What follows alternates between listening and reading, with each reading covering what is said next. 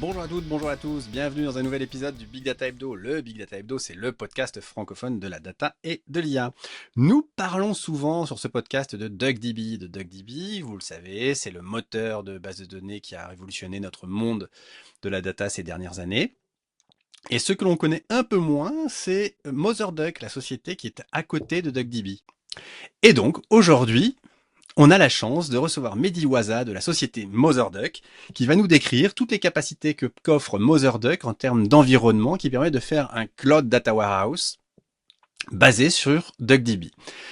Il va nous faire une démo et donc c'est aussi la bonne occasion pour vous, si vous êtes juste auditeur de ce podcast dans sa version audio, de basculer sur le format YouTube puisque Mehdi nous fera une démo de MotherDuck et de DuckDB. Je suis Vincent Hushling, je suis le cofondateur de ce podcast. Le Big Data Hebdo, c'est le podcast francophone de la data et de l'IA. Sans plus tarder, attaquons cet épisode et accueillons Mehdi. Salut Mehdi, comment ça va? Bah écoute, ça va. Je crois que c'est l'hiver qui approche et du coup je me suis chopé un peu. Mais du coup je parle comme un canard, donc je pense que c'est le Ah, thème un peu écoute, c'est tic, la, mais c'est sinon la forme. effectivement le thème. Euh, Mehdi, est-ce que tu peux, pour nos auditeurs, te présenter, dire un petit peu quel a été ton parcours et qu'est-ce qui t'a amené aujourd'hui à être chez MotherDuck, dont Oui, on parlera tout de suite après. oui, tout à fait. Donc bah, je travaille comme data engineer depuis 2014, donc bah, ça fait 10 ans. Et j'ai commencé ma carrière plutôt du côté BI, et puis j'ai été très vite sur le Big Data qui à l'époque était on-premise et qui était un cauchemar à mettre en place. Et donc j'ai surfé un peu sur la vague de distributed computing, et puis après avec l'arrivée de cloud. Et voilà, j'ai rejoint quelques boîtes tech ces dernières années, depuis Berlin, Klarna, puis Back Market et Trade Republic.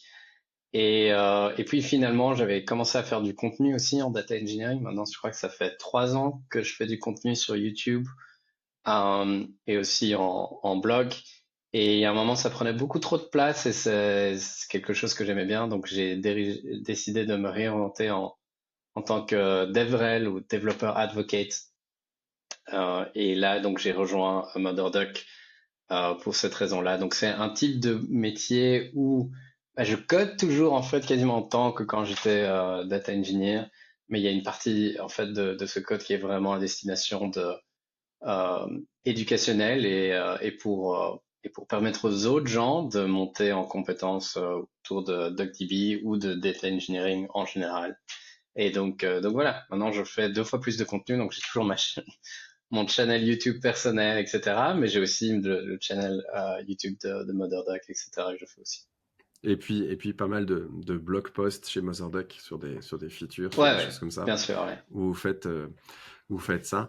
Euh, alors, pour pas mal de gens, il est assez probable que pour pas mal de gens, la relation MotherDuck-DuckDB soit pas quelque chose d'extrêmement clair, Ouais, que les gens comprennent pas. On sait que DuckDB, effectivement, est un projet open source qui a été créé par des universitaires, qu'il y a une ouais. entreprise qui, derrière, fait du support autour de DuckDB. Et puis, il y a MotherDuck. Et donc, la manière de laquelle les trois s'articulent, effectivement, est peut-être quelque chose qu'il faut qu'on détaille pour nos auditeurs.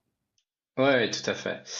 Mais donc, les deux entités principales à comprendre, parce que derrière la fondation DuckDB, c'est vraiment pour but que DuckDB reste open source pour toujours.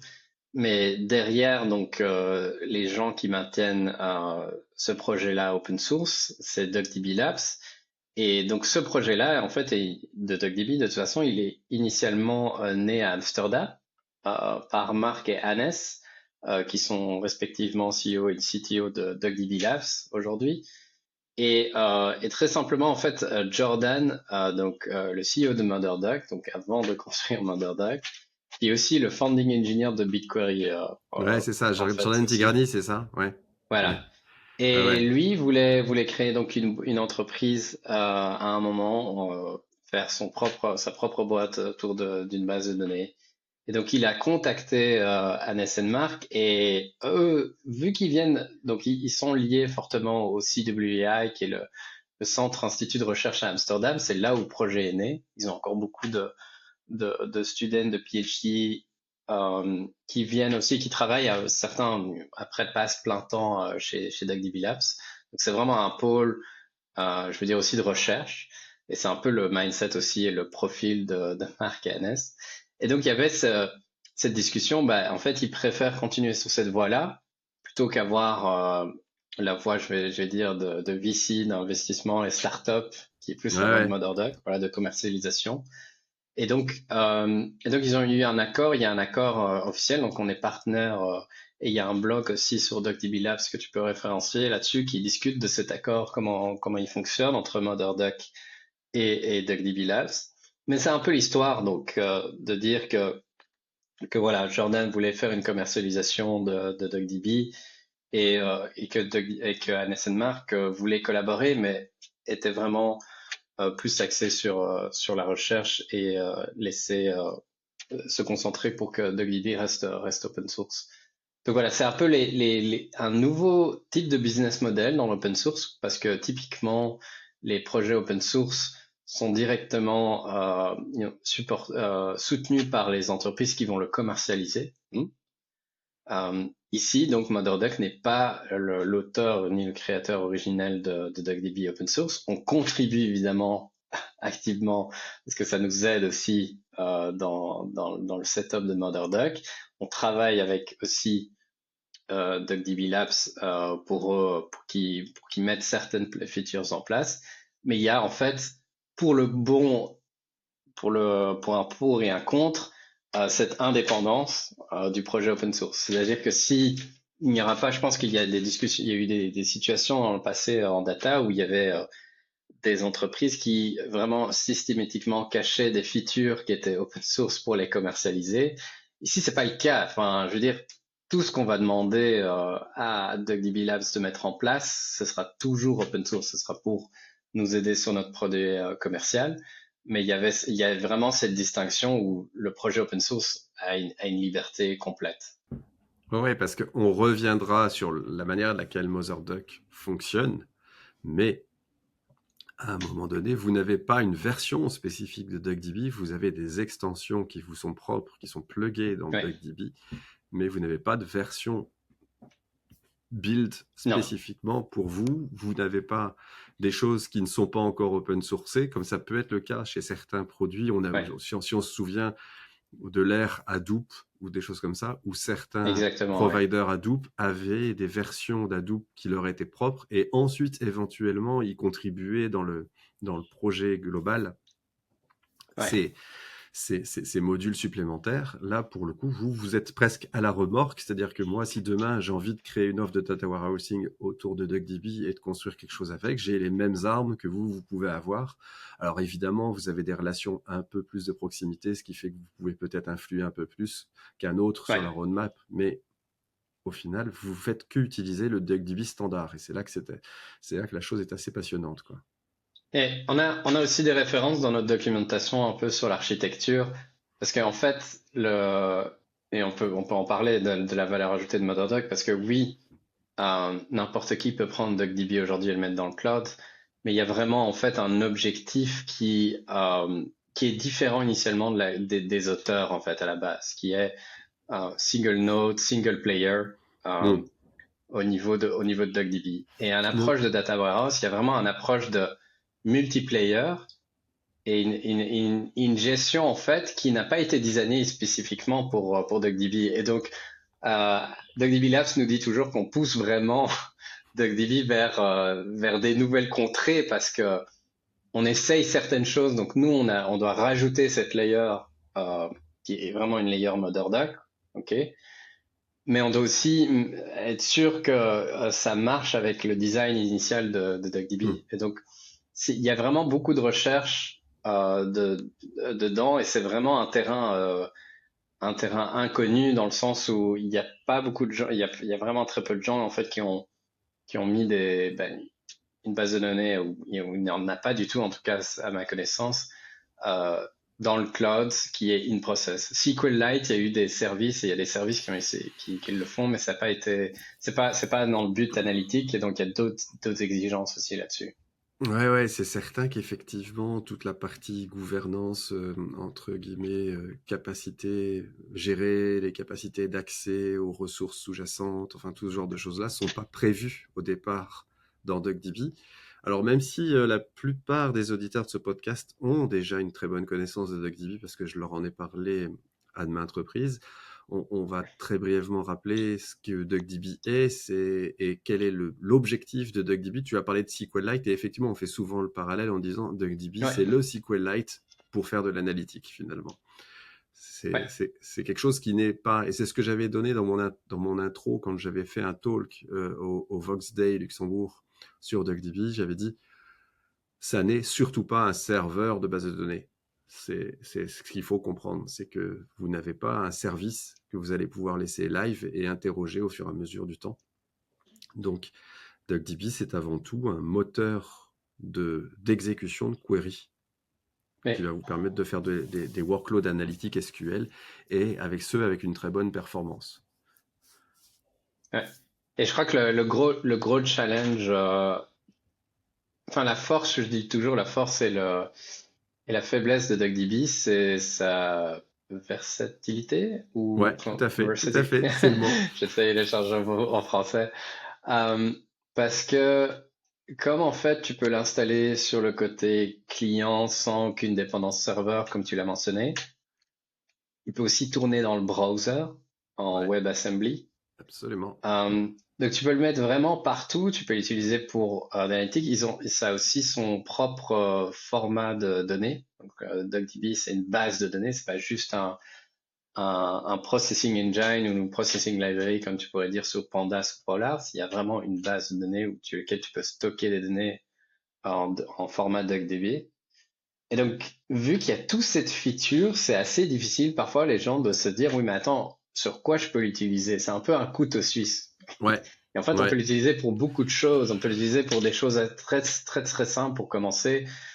Et c'est là que je pense ce qui est compliqué par rapport à d'autres types de technologies. Mais aussi, comme je disais, aussi une force, c'est que les gens vraiment l'utilisent de manière vraiment très différente. Et je veux dire, l'entrée aussi à l'utilisation est très basse. Moi, je l'ai par exemple commencé à l'utiliser pour débugger des fichiers sur S3, sur Object Storage, que ce soit AWS ou GCP. C'est typiquement, tu as des pipelines qui tournent et tu as un fichier parquet qui est corrompu. Et systématiquement, en fait, si tu dois débugger ces fichiers-là, bah, c'est pas évident. Tu dois soit le télécharger ou alors ouvrir un notebook, un service pour pouvoir voir ce fichier. Donc, il y a quelques steps comme ça qui prennent juste du temps. Il y a un fichier parquet corrompu. Comment est-ce que je peux l'examiner? Parce que typiquement, les SQL Engine, tu dois peut-être créer une table sur ce fichier-là parce que comme le fichier est corrompu, il y a donc c'est vraiment un truc très spécifique. Mais avec DuckDB et le CLI, en une ligne de code, je sais exécuter un SQL sur ce genre de fichier. Ça, c'est clairement un truc, moi, ça m'a stupéfait la première fois que j'ai vu effectivement que en quasi rien de temps, on pouvait aller chercher un fichier sur un S3 et puis le triturer, voire faire une requête sur plein de fichiers, et il était capable de lire ces fichiers parqués à distance. Moi, c'est le truc sur lequel je me suis dit, waouh, là, il y a un truc qui est quand même, tu vois, c'est quand tu as un peu de culture unixienne, tu adores les outils qui sont en ligne de commande et qui permettent de faire sur des one-liners pour faire des choses. Et là, tu te dis, ça peut aller de tout à tout. Alors, c'est marrant parce que, tu vois, je vais souvent, quand je parle de technologie et de technologies qui font un peu tout, j'ai tendance à parler du canard. Je dis, ouais, un canard, ça ne vole pas aussi vite que l'oiseau qui vole le plus vite, ça ne nage pas aussi vite qu'un poisson, ça ne court pas aussi vite qu'un lapin. Et finalement, DuckDB serait peut-être le canard de certaines choses, parce que donc c'est assez bien trouvé finalement. C'est super analogique, j'ai jamais pensé que je réutiliserais définitivement, ouais, c'est vrai. Et donc tu as ce canard, mais au final, le truc, c'est qu'il court vachement plus vite que le lapin, puisque quand on voit les performances que l'on arrive à faire sur la lecture de fichiers parquet et sur la vitesse à laquelle on arrive à faire des queries par rapport aux autres query engine, distributed query engine du marché, c'est assez stupéfiant, quoi. Et donc c'est clair que là-dessus, il y a un truc qui a changé l'approche qu'on a. Quand on voit, par exemple, il y a un gars qui bosse chez Microsoft et qui, dans Fabric, processe des données, plutôt que faire du Spark, il processe les données avec un worker Python et il processe ses fichiers, ses delta tables dans Fabric avec ça. Et le mec dit, c'est infiniment plus simple que ce qu'on faisait auparavant, quoi. Ouais.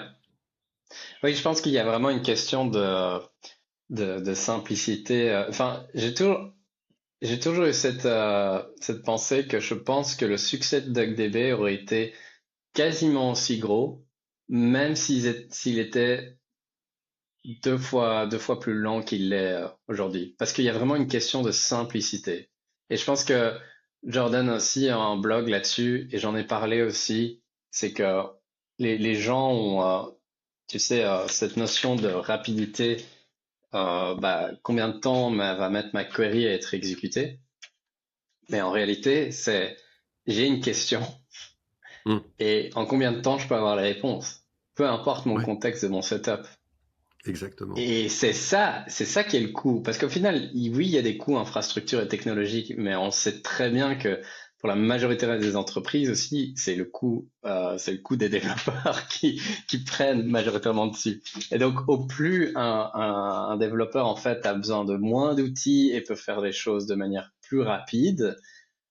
Donc là, c'est par exemple une pensée que j'ai. Je dis, je pense que même si DuckDB avait été plus lent, en fait, je pense que les gens auraient été plus efficaces et plus rapides sur les choses.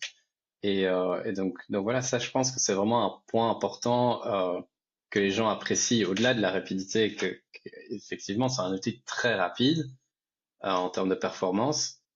C'est juste très facile à installer, très facile à lancer. Euh, et d'ailleurs, là-dessus, juste petite anecdote, on a aussi pas mal d'universités, que ce soit aux États-Unis ou d'autre part, qui rebrandent leur cursus SQL Ouais. avec DuckDB. Parce qu'il n'y a rien à faire si tu veux fournir un environnement SQL ready pour les gens qui apprennent le SQL. C'est DuckDB est le plus simple à démarrer en termes d'infrastructure et en termes de possibilités. On a eu sur ce podcast il y a quelques semaines Florian Caringi de la BPCE qui nous expliquait que pour les développeurs, pour éviter de leur fournir des sandbox sur Google BigQuery, ils leur fournissent des sandbox avec des samples de données, avec un DuckDB, et ils élaborent leur requête SQL localement sur le sample de données qu'ils ont sur leur machine. Et ensuite, ce SQL est transformé pour être mis dans le Global Data Warehouse qu'ils ont, qui est sur BigQuery. Et ça, Ouais. ça change plein de choses parce qu'effectivement, jusqu'à maintenant, il fallait spawner une ressource dans le cloud, il fallait se mettre... Enfin, c'était infernal. Maintenant, vous avez un notebook dans votre poste de travail et vous pouvez commencer à élaborer des scénarios quand même super avancés en accédant à des données facilement. Donc ça, c'est effectivement un truc qui a changé la donne. Mais il subsistait quand même à un moment donné quand les gens disaient « Ouais, d'accord, ok, je veux bien qu'on fasse des trucs en local sur le poste de travail, je veux bien qu'on fasse des batchs de transformation de données avec, mais moi, j'ai besoin de connecter mon tableau, mon tableau ou autre pour pouvoir me faire un dashboard sur cette donnée. » Parce que effectivement, bon, c'est bien mignon votre truc qui tourne dans une fonction. Alors moi, j'ai développé des applications qui sont des applications Streamlit, par exemple, pour pouvoir faire des dashboards avec DuckDB en lisant des fichiers parquets. Mais bon, il y a des gens qui ont des outils standards. Et donc, ça me manquait effectivement une offre de data warehousing. Et c'est ce que Jordan a voulu faire avec MotherDuck. Donc ça, c'est quand même un truc... Alors, comment ça fonctionne? C'est un bon point c'est un bon point juste pour récapituler que la dépendance sur les outils BI est souvent un premier bloqueur pour les gens en DuckDB, c'est en fin de chaîne. Parce que le problème, c'est que tous ces outils BI il se repose sur un SQL engine externe. Ils ont un système de caching interne et tout ça, mais il y a un moment, il y a un espace de compute qui doit être là. Et donc, c'est ça qui, euh, avec un repository de données. Et donc, c'est ça qui est un peu plus compliqué de faire avec juste un object storage. Euh, et donc MotherDuck a aussi beaucoup d'intégrations comme avec Tableau, etc. Donc ça répond aussi à ces demandes de BI en fin de chaîne. Et il y a aussi la notion de vraiment juste de multiplayer, c'est comment est-ce que je partage de manière efficace mes données avec les autres personnes, comment je travaille sur le même set de données, tout en, euh, euh, je veux dire, bénéficiant des choses sur DuckDB sur lesquelles je peux travailler localement, je peux utiliser le compute local avec l'exemple que tu donnais avec BigQuery. Donc, chez MotherDuck, il y a un aspect de recherche aussi sur le Dual Query Execution, qu'on appelait aussi avant Hybrid Execution. Et grosso modo, l'idée, en fait, c'est si vous travaillez avec DuckDB local et vous êtes connecté avec MotherDuck, on va essayer de pousser le compute là où ça a du sens. Donc, c'est pas une question, soit tout est processé sur le serveur, soit tout est processé sur le local. Il y a une partie qui peut être processée sur le local et une partie qui peut être processée dans le cloud. Donc, on a vraiment le meilleur des deux mondes. Au lieu d'avoir un setup où on a juste le client qui envoie du texte sur le réseau, une requête, et tout est compute sur le network, là on va essayer de faire un mix des deux. Donc ça c'est un premier point sur la philosophie, je vais dire, et la recherche sur MotherDuck avec DuckDB. Et puis le second point autour du data warehousing, c'est tout ce qui est donc travailler sur le même jeu de données, gestion des accès, donc partager spécifique set de données, mais tout en gardant vraiment la simplicité, la philosophie qu'il y a avec DuckDB. Et donc ça, je ne sais pas si tu veux que je montre ça maintenant, Ouais, mais il y a si, pas... on peut switcher Ouais, sur une démo parce que c'est super parlant, effectivement, une démo vu que ouais, tu as la possibilité de faire une démo, c'est super parlant de faire une démo de MotherDuck et de montrer cette intégration transparente, entre guillemets, entre ouais. le DuckDB local que tu viens de lancer et puis ce qu'on va pouvoir faire une fois qu'on étend ce périmètre dans le cloud. Ouais, super. Mais donc, euh, ici, j'ai juste un DuckDB local qui tourne en CLI, mais c'est peu importe le client. Si vous utilisez Python, si vous utilisez Go, c'est juste une librairie installée, vous avez DuckDB qui tourne. Et en fait, n'importe où vous avez DuckDB qui tourne, vous pouvez avoir MotherDuck qui tourne, dans le sens où MotherDuck, en fait, c'est juste une extension. Donc, DuckDB a ce mécanisme d'extension pour lire sur S3, donc sur AWS, pour lire des fichiers Parquet, pour lire des fichiers Iceberg. Tout ça est un site d'extension. Donc, si je fais DuckDB extension avec un from parce que je suis pas bien réveillé, vous avez en fait la liste des extensions qui sont built-in à DuckDB. Il y a aussi des community extensions. Vous pouvez créer votre propre extension et la mettre sur un espèce de store en ligne que les gens peuvent installer facilement. Et donc ici, ça c'est simplement les core extensions, comme on appelle. Donc il y a aussi une extension spatiale qui est très populaire pour tout ce qui est interaction avec le géospatial. Vous voyez Delta Lake, etc. Et donc, MotherDuck est là. Donc, c'est dans les core extensions. Donc, si vous listez n'importe où cette commande from DuckDB extension, vous allez voir l'extension MotherDuck qui ici n'est pas chargée. Ok. Et en fait, la magie des extensions de DuckDB, c'est juste pour contexte, c'est que elles vont s'installer et se charger de manière transparente. Donc, si je fais par exemple une query sur S3, j'ai pas d'URL là, mais euh, juste pour expliquer. Donc, si vous avez une URL d'un fichier S3 public, ceci va fonctionner directement. Donc il y a aussi, les gens sont plus familiers avec ce genre de query là. Ouais, Il y a un c'est from vrai que statement qui est typiquement, le from ouais, sans le select est un truc qui déroute un peu quand on montre. exactement. C'est que le from, c'est une syntaxe spécifique de Gdb qui marche, où j'ai pas besoin de spécifier un select star. Mais donc, juste pour revenir aux extensions, quand je fais ceci, en fait, il y a, déjà là, il y a une erreur, juste là. Mais il y a deux extensions qui sont chargées et installées derrière par magie. Donc cette fonction-là, si c'est une URL, va fonctionner, je vais avoir le résultat. En fait, ce qui va se passer, c'est que DuckDB va voir que c'est un fichier parquet. Vous voyez, j'ai fait aucune fonction ici. Il y a des fonctions évidemment qui existent comme read parquet. Ok. Donc ça, c'est l'équivalent en fait. Mais je n'ai même pas besoin de mettre cette fonction-là. Donc, il y aura une extension Parquet qui va être téléchargée. Et comme c'est le fichier, le chemin du fichier est s3 donc DB sait qu'il doit télécharger l'autre extension HTTPFS. Tout ça est fait en millisecondes. Hein. Donc, et derrière. Et donc c'est ça un peu la magie. Et cette magie-là, on la reprend pour se connecter à MotherDuck. Et donc, pour me connecter à un cloud provider, qui est MotherDuck ici, c'est tout ce que j'ai à faire.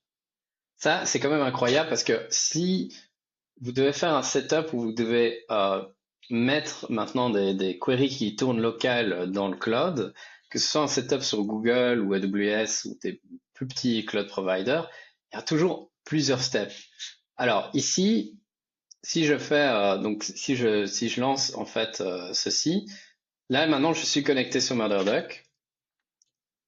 Donc si je monte en fait toutes les databases, vous voyez ça c'est toutes mes databases qui sont dans le cloud, ok? Puisque j'ai attaché en fait le terme attach, c'est un terme DuckDB qui dit voilà j'ai attache toutes les databases dans le cloud de MotherDuck. Et donc si je commence à faire des queries sur ce type de database, en fait je vais utiliser le compute qui est dans le cloud maintenant. Mais donc et donc juste pour revenir sur le type de connexion. Comment est-ce que je me suis authentifié? En fait, j'ai un token qui est dans mon environment variable. Donc là, je n'ai eu aucun prompt dans le CLI. Si je retire ce token, je vais avoir un prompt pour me loguer. OK? Et donc un web redirection. Je m'authentifie sur MotherDuck et je reviens dans mon terminal et je suis aussi connecté. Donc ici, la magie, elle est au plus rapide parce que j'ai déjà un token qui est provisionné sur mes environnements variables. Mais même si vous en avez pas, le chemin pour se connecter est vraiment très très rapide. Donc ouais, ça c'est, je pense, vraiment, c'est juste pour revenir aussi sur la philosophie de DuckDB qui est dans la simplicité. Ici, il y a vraiment aussi une simplicité pour bouger du local vers le cloud. Une autre chose qu'on peut éventuellement montrer, donc parce que là évidemment j'utilise un client DuckDB, donc tout ce que je fais ici, vous pouvez le faire en Python, en Golang, etc. Vous devez juste installer le package de DuckDB et faire la même commande, attach avec un token qui est provisionné. Si maintenant je suis sur... Je vais juste rajouter une toute petite chose. Vous pouvez Ouais, même le faire si vous avez une application qui tourne dans le browser. Vous pouvez même le faire en utilisant depuis JavaScript l'implémentation Wasm de DuckDB qui vous ouais. permet de le faire tourner dans le navigateur. On peut le montrer, hein. Donc en fait, si je vais sur shell.duckdb.org, en fait ici j'ai le même CLI qui tourne en fait dans le browser. Je vais pas le faire ici parce que je suis en connexion, mais si par exemple je génère un jeu de données, toujours un jeu de données, donc ici j'appelle la fonction callDBGen qui va me générer en fait un set de données basé sur les benchmarks TPC-DS. Et donc si maintenant je monte les tables, voilà, j'ai des tables en fait qui sont là et je peux donc query ces tables. Et Alors ça je n'a vous pas invite bougé, à... et ça a pas bougé du navigateur. C'est ça qui est absolument génial Exactement, là-dessus. voilà. Et donc en fait, en général, la démo que je fais, si je la fais en personne, je me déconnecte du Wi-Fi. Si je veux pas le faire parce que sinon je vais le perdre. Euh, mais je vous invite à faire l'expérience chez vous, c'est aller sur shelldugdb.org, faire créer un jeu de données où vous pouvez faire simplement un create table et aussi ça fonctionne, mais vous déconnectez du Wi-Fi. Parce que là, il y a vraiment une notion de dire, OK, mais où est-ce que cette donnée est générée, où est-ce que c'est compute? Et tout se passe sur le client. Il n'y a rien ce qui passe sur le serveur. Donc c'est la même étape pour se connecter après sur MurderDuck. Et MurderDuck, donc ça c'est l'UI, on utilise le même principe en fait. On utilise donc DuckDB Wasm qui tourne dans le client du browser, et donc il y a certaines interactions, certains sets de query qui vont vraiment vous tourner au niveau du client. Et donc ça réduit considérablement les coûts sur le cloud, puisque vous utilisez plus votre laptop qui coûte assez cher si vous avez un MacBook. Et donc il y a vraiment une notion aussi de coût qui est assez réduit là-dessus. Alors, je ne vais pas aller sur toutes les choses sur le UI, mais ce que je vous invite, c'est qu'on a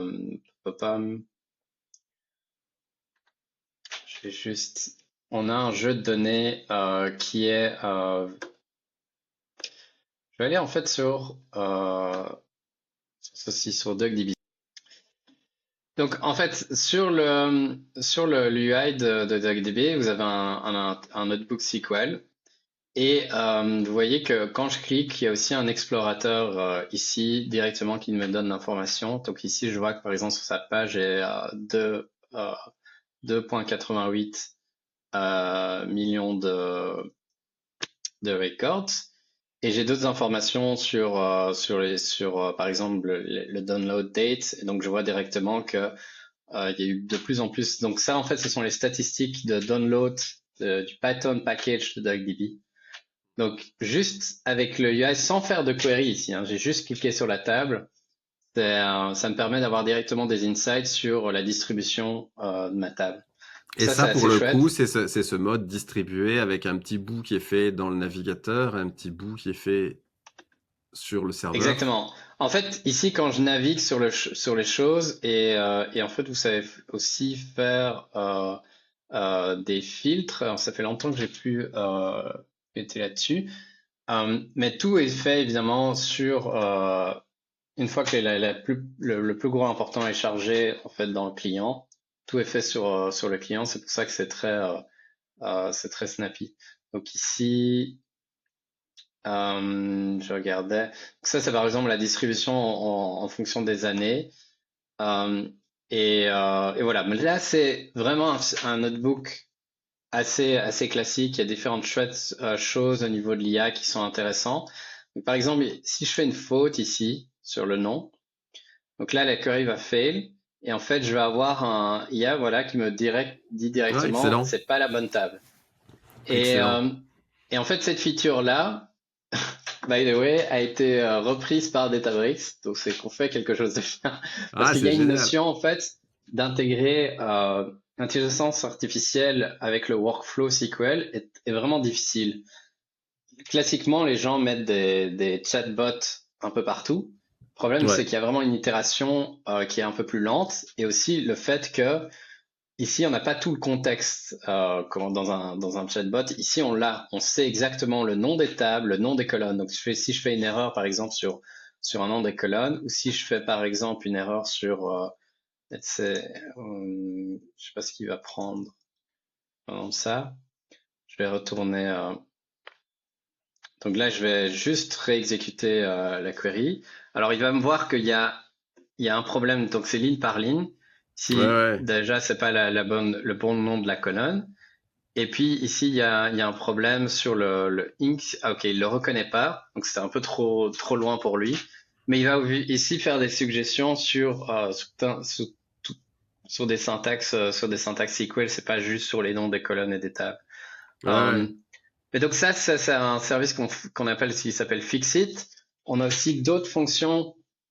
On a justement fait un blog là-dessus récemment ici sur la fonction prompt.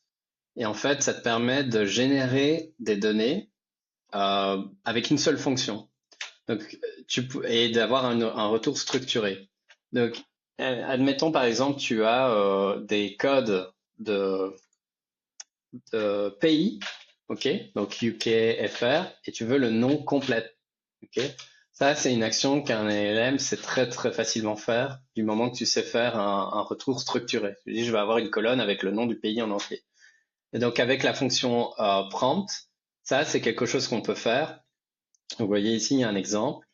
Et bon, là, tu peux demander un résumé d'un texte, etc. et tout, mais tu pourrais dire, voilà, basé sur la colonne X, donne-moi le full nom du pays. Et donc, ça va te rajouter une colonne avec ce nom de pays entier. Ouais, Donc ça, il ok. y a vraiment aussi une notion de nouveau de pas juste mettre un chatbot où on va parler et faire tout ça, mais vraiment voir comment dans le workflow SQL on peut utiliser l'intelligence artificielle pour améliorer la productivité. Donc ça, Et, c'est vraiment des choses spécifiques à MotherDoc. Deux exemples que j'ai listés. Ouais. et tu disais que bon, voilà, c'est des exemples, c'est des extensions qui ont été faites qui permettent de pousser le langage un peu plus loin. Dans MotherDuck, je sais ajouter aussi des extensions telles que je peux le faire dans DuckDB. Tout à l'heure, tu soulignais le fait que DuckDB, on peut créer Ouais, sa propre extension et la faire tourner dans ouais, DuckDB. Est-ce que dans le DuckDB qui est dans MotherDuck, ouais. je sais Alors, ajouter aussi des extensions que j'aurais fait pas moi-même? pour l'instant, pas pour l'instant, et simplement pour des raisons de sécurité. C'est tout le temps comme Ouais. ça, peu importe où des services hostés, tu vois, quand tu veux Ah installer bah des ouais. Python packages ou quoi que ce soit, t'es parfois restreint pour des questions de sécurité. Donc c'est simplement pour ça. On travaillera à un moment ou un autre sur un environnement sécurisé où les gens pourraient mettre leur propre extension. Mais au jour d'aujourd'hui, non. Il y a une il y a une liste d'extensions qu'on supporte où je pense qu'on ne supporte pas D'accord, ok. plutôt parce qu'en fait la majorité en fait voilà ici. Donc ça c'est la liste d'extensions Ok, qu'on je comprends. supporte Ouais. dans MotherDuck. Et, euh, et voilà. Mais après, ça ne t'empêche pas toujours si tu as une extension custom, d'utiliser MurderDuck pour certaines autres choses dans ton workflow. Donc si par exemple, il y a une fonction qui te permet de lire, il y a une fonction qui te permet de lire d'un fichier Excel, ok? Donc tu pourrais dire, je fais cette première query et elle tourne localement, j'injecte les données, et puis après tout le reste, je processe dans MurderDuck si c'est Ouais. nécessaire. Mm. Donc on a des workarounds. Un autre chose que je veux terminer peut-être pour la démo high level de MotherDuck, si vous allez sur duckdbstats.com, ça c'est un projet qui est complètement open source et en plus il y a une série de blogs et de vidéos que j'ai fait. Euh, donc sur le README du projet, vous avez la liste, c'est en 3 parties de YouTube vidéos et de blogs. C'est assez conséquent comme projet. Mais c'est un beau projet end-to-end pour apprendre à faire la transformation avec DuckDB, MotherDuck et Evidence, qui est un outil BI. Et en plus, vous n'avez pas une dépendance directe à part pour Evidence sur MotherDuck. Donc, si vous voulez vraiment juste découvrir avec DuckDB, donc aussi la transformation se fait avec DBT. Donc, il y a vraiment un set de tooling classique dans ce projet-là que je recommande et c'est aussi assez bien pour J'aime démarrer. bien quand on dit set de tooling classique avec des trucs qui a 3 ans n'existaient pas, quoi. C'est ça qui est génial, je trouve. C'est vrai. Non, c'est vrai. C'est un bon point. Je veux dire, un set de tooling qui devient un peu plus standard. Je pense que DBT, maintenant, ça reste encore un standard. J'entends bien que dans les entreprises plus classiques, c'est pas Non, non, mais encore... non, mais tu vois, ouais, tu vois, mais, ouais. c'est ce genre de truc-là. On est, entre guillemets, c'est c'est ces trucs hyper nouveaux, hyper innovants que certains ne savent même pas encore qu'ils existent au jour d'aujourd'hui. Et c'est pas un reproche, hein, parce que de toute façon, toutes les entreprises avancent pas à la même vitesse par rapport à ces sujets-là. Je Nous, on pense est que, déjà en train de dire, ouais, c'est presque de je l'ancienne, de pense l'histoire que c'est ancienne. vraiment... C'est Ouais. presque Mais je ça, pense que quoi. c'est vraiment bien d'avoir ce rappel comme tu fais par exemple, moi, je suis très connecté avec le monde tech, le monde Ah ouais, américain, de la bah Silicon oui. Valley, etc. Et donc, de temps en temps, Et donc, je suis toutes les news qui est partagée par ce réseau-là. Et parfois, c'est bien de revenir un peu sur Terre en se disant, mais en fait, la moyenne des entreprises classiques, en fait, ne sont même pas à ce stade-là. Parce que C'est clair. on est très vite biaisé sur notre bulle, en fait, Ouais. de réseau et de contact, en fait. Ouais, j'ai un client qui a pas si longtemps que ça m'a dit: «Oh là, mais arrête un peu mon ami, tu es en train d'essayer de nous faire passer de l'ère 2020 à l'ère 2030. Nous, il faudrait qu'on passe de l'an 2000 à l'an 2010, hein, donc on a encore quelques marches à grimper avant de pouvoir comprendre tes trucs là, hein, donc mais on se rend pas bien compte quand on est comme nous, le nez dans le guidon de ces innovations, hein, c'est clair. Mais oui, mais donc voilà pour Mother Duck. Donc il y a un free tier, donc vous pouvez vraiment commencer gratuitement et faire des side projects. Donc ce qu'on a pas mal de gens, c'est oui quelque chose en fait important quand même. Donc c'est très facile de uploader les données. Donc en une commande, vous savez mettre un DuckDB local et le mettre sur. Donc c'est simplement une requête SQL, copy database from. Ouais, c'est ça. Euh, Donc et on sait vous pouvez aussi. copier la database sur laquelle on aurait commencé sur son poste de travail, on sait la copier quasiment, Ouais.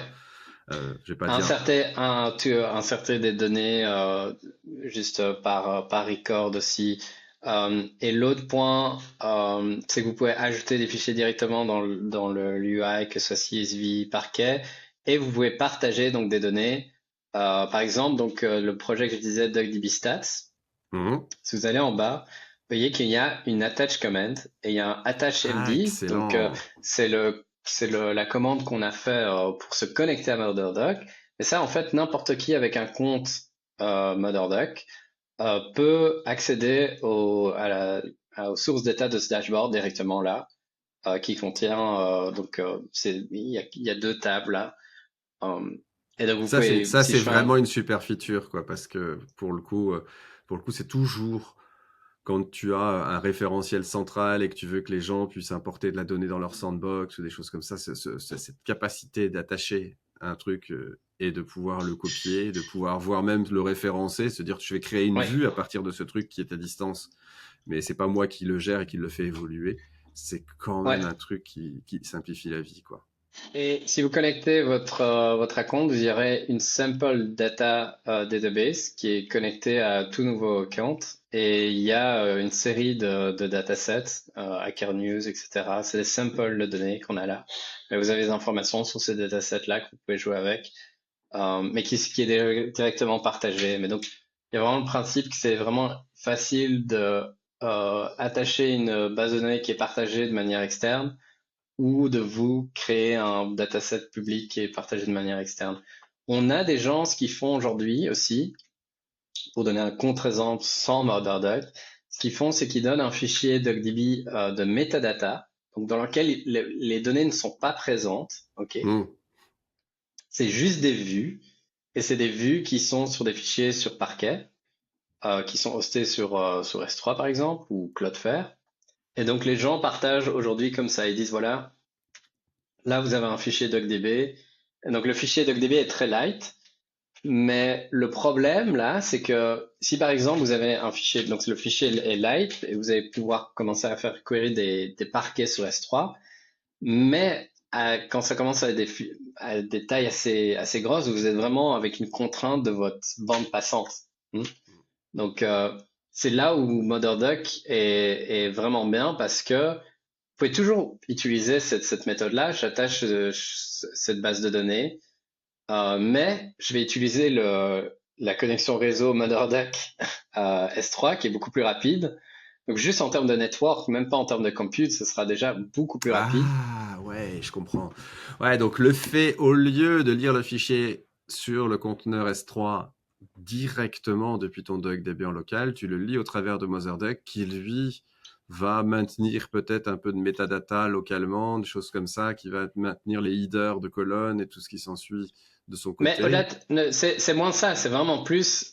En plus, MotherDuck est installé aujourd'hui sur AWS. Donc vous êtes sur le même network. Donc là, c'est Ouais, bien un sûr. maximum de gigabits de network entre AWS3 et un conteneur MurderDog behind the scene versus votre laptop avec votre petite connexion Internet. Donc il y a ça, et puis il y a aussi le fait que le compute peut être un peu plus grand. Donc il y a vraiment cette notion, ouais, de pouvoir. Moi, par exemple, typiquement, quand j'ai des requêtes S3 qui sont un peu plus larges, bah, tout ce que je fais, en fait, c'est simplement, je fais ce attach MD et je fais mes requêtes d'ici. Et par défaut, si je suis connecté, il va pouvoir, je vais pouvoir utiliser les ressources cloud à ce moment-là. Excellent. Et aujourd'hui, pour nos auditeurs, s'ils souhaitent démarrer avec MotherDuck, donc on disait le mieux c'est de commencer avec un DuckDB en local et puis ensuite de se créer un compte sur MotherDuck. Ouais. Et aujourd'hui, sur MotherDuck, il y a un free tier, c'est ça? On a une Ouais, il y a un capacité. free tier. On va upgrader notre pricing, mais il y aura toujours un free tier prochainement. Mais si vous allez en produit en pricing, voyez, vous avez les infos et ce qui est compris, c'est jusqu'à 10 Go de stockage et un certain nombre de compute. Pas besoin de carte de crédit, mais voilà. Donc Et honnêtement, pour beaucoup de le sites, compute, enfin le principal inducteur de prix, c'est deux principaux. C'est classiquement, enfin Jordan, de toute façon, venant de BigQuery, on ne pouvait pas s'attendre à autre chose. C'est du ouais, stockage et du compute. Et puis ouais. basta, c'est là-dessus, c'est super simple et on est billé à la seconde ou à l'heure Ouais, de ce qu'on consomme. c'est ça, ouais. Et donc ça, je veux pas trop insister là-dessus parce qu'on est en plein de Ouais, ouais, ouais. changements sur le pricing, surtout que c'est à l'heure où la vidéo Va sortir, peut-être que ça sortira. sera déjà fait. Exactement. Euh, mais grosso modo, il y a vraiment le key takeaway ici, c'est qu'il y a un free tier. Il y a beaucoup de choses en side project ou vraiment juste en prototype que vous pouvez faire. Ouais. Quand vous commencez un free tier, en plus, vous êtes sur le format premium pendant un mois. Donc, vraiment, pendant un mois, vous pouvez utiliser vraiment un maximum de ressources. Après, vous êtes downgradé Standard. Ouais. le free standard. Mais voilà, euh, vraiment, je vous invite à essayer en tout cas. Moi, il y a pas mal de gens sur les utilisateurs existants DuckDB qui disent ouais, mais moi je peux mettre DuckDB sur mon runtime. Et c'est tout à fait vrai, hein, si vous avez des équipes DevOps équipées. Ouais, ouais, Mais ouais. il y a vraiment un point il y a d'autres sets de features qu'on a parlé, mais il y a aussi un point de vraiment 0 to 1, hein. Donc c'est j'ai un truc local et je me connecte sur MurderDuck et je tourne ça. Ça va quand même beaucoup plus Non, rapidement. mais ce qu'il y a de très certain, c'est que effectivement, faire tourner une workload, moi je le fais, c'est faisable, ça tourne, on sait faire de la production avec, ça nécessite un peu de boulot pour le faire bien. Par contre, avoir cette jonction transparente entre le DuckDB en local par le jeu de l'extension que vous avez fait et être capable de travailler à cheval sur le local et sur le distant comme vous le faites, ben ça, il y a entre guillemets, enfin, rien n'est impossible. Hein. Si on a envie de rejouer à ça, on peut sûrement y arriver. Mais et il me semble que tu as une collègue qui avait fait un talk assez intéressant sur la manière de laquelle la query était interceptée pour être distribuée Oui, et qu'une partie de la query soit envoyée sur le serveur, une partie ouais. reste en local. Je me souviens plus quel était le talk en question, Mais mais de toute façon, si vous allez sur la doc, dans Architecture and Capabilities, vous avez ce point-là, Dual Execution, avec voilà. cette explication-là. Et donc, il y a d'autres informations là que je vous invite à aller voir. Mais oui, il y a d'autres choses en ligne. De toute façon, si vous tapez DuckDB sur YouTube, vous allez tomber sur ma tête, malheureusement. Il y a d'autres informations aussi Tu devances la là-dessus. question suivante qui était comment est-ce qu'on suit l'actualité DuckDB et comment est-ce qu'on te Ouais, suit toi. Donc effectivement, tu as une chaîne YouTube qui est très fournie, tu fais ouais. Donc plein de MurderDuck, contenu. ouais, MurderDuck, on a un autre channel sur lequel on parle, enfin actuellement en fait on parle 90% de DuckDB et 10% de MurderDuck. On parlera un peu plus de MurderDuck dans les prochains temps. Mais donc vraiment j'invite les gens qu'ils soient en data engineering ou intéressés par DuckDB, parce que j'explique pas mal de concepts. C'est vraiment pas un vendor channel où c'est du product pitch et des product features non-stop.